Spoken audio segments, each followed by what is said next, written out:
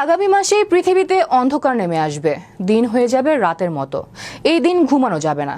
তাহলে কি সঠিক 1400 বছর আগের ভবিষ্যৎবাণীর ইঙ্গিত? কি হতে যাচ্ছে এই দিনে? বিস্তারিত থাকছে ডেস্ক রিপোর্টে।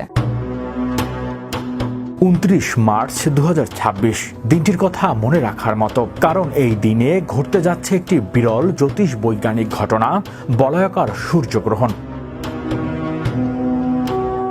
পৃথিবীর কিছু অংশে ওই দিন দুপুরবেলায় হঠাৎ করে নেমে আসবে এক ধরনের অন্ধকার, যেন মাঝ দুপুরে নেমে এলো গোধূলির ছায়া। তবে দুঃখজনক হলেও সত্য, এই গ্রহণটি বাংলাদেশ থেকে খালি চোখে দেখা যাবে না।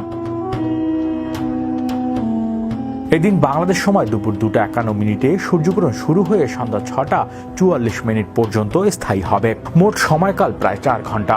এটি একটি বলয়াকার সূর্যগ্রহণ, মানে চাঁদ যখন সূর্য পৃথিবীর মাঝখানে এসে দাঁড়ায়, তখন সূর্যের মাঝখানটা আড়াল করে ফেললেও পুরোটা ঢেকে রাখতে পারে না। ফলে সূর্যের চারপাশে আগুনের বলয়ের মতো এক উজ্জ্বল আভা তৈরি হয়, যেটিকে বলা হয় রিং অফ ফায়ার। এই অনন্য গ্রহ দৃশ্যমান হবে ইউরোপ, উত্তর আমেরিকা এবং আফ্রিকার কিছু অংশে। আর যে কারণে বাংলাদেশ সহ দক্ষিণ এশিয়ার দেশগুলো এই গ্রহ প্রত্যক্ষ করতে পারবে না। যারা এই গ্রহণ দেখতে পারবে তাদের জন্য এটি হবে এক অসাধারণ অভিজ্ঞতা। তবে জ্যোতিষবিজ্ঞানীরা বারবার সতর্ক করে দিচ্ছেন, এমন গ্রহণ খালি চোখে দেখা উচিত নয়, কারণ সূর্যের অতি বেগুনি রশ্মি চোখের জন্য মারাত্মক ক্ষতিকর হতে পারে। তাই গ্রহ দেখার সময় বিশেষ চোখের ফিল্টার বা নিরাপদ সোলার গ্লাস ব্যবহারের পরামর্শ দিচ্ছে বিজ্ঞানীরা। এবারে সূর্যগ্রহণটি ঘটবে বাংলার পঞ্জিকার চৈত্র মাসের কৃষ্ণপক্ষের আমাবস্যা তিথিতে।